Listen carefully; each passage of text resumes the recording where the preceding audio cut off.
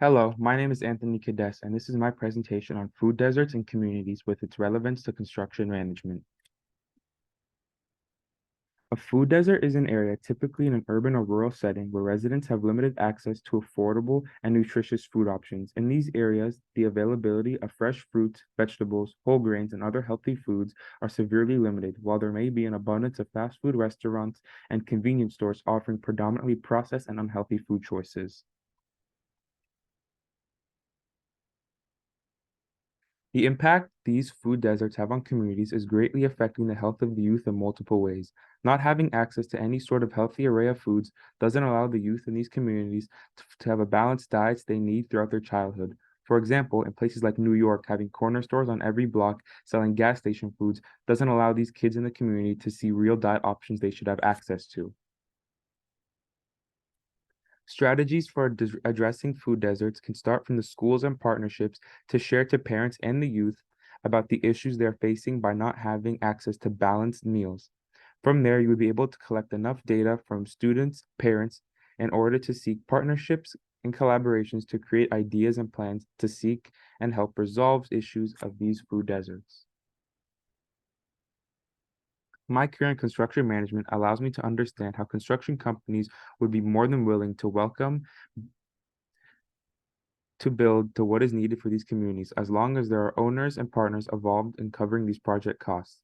Construction has a huge impact on these communities and that need grocery and infrastructure development, as without these construction companies being on board to have help in developing these communities, no real process can be made. Collaboration is the key to success in a situation like this, where it's impossible to help these communities all with one organization's or partner's help. The main collaboration needs to be the source of the money for the project, which is the owner reaching out to the construction general contractor in order to get the ball rolling on construction for the food pantries, groceries, and other sources of balanced diets and meals.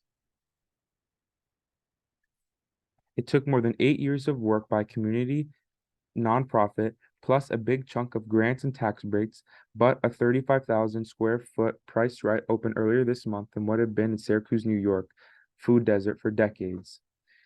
Director Walt Dixie, who recruited Price Right to the location, told Syracuse.com that the government subsidizes our money well spent. He and the regional operations manager for Price Right agreed that without them, the project would not have been economically feasible. The hope is that in addition of the price right will spur more development in Syracuse's low-income South Side. A low-income community in North Denver had 10,000 residents, but not a single full-service grocery store.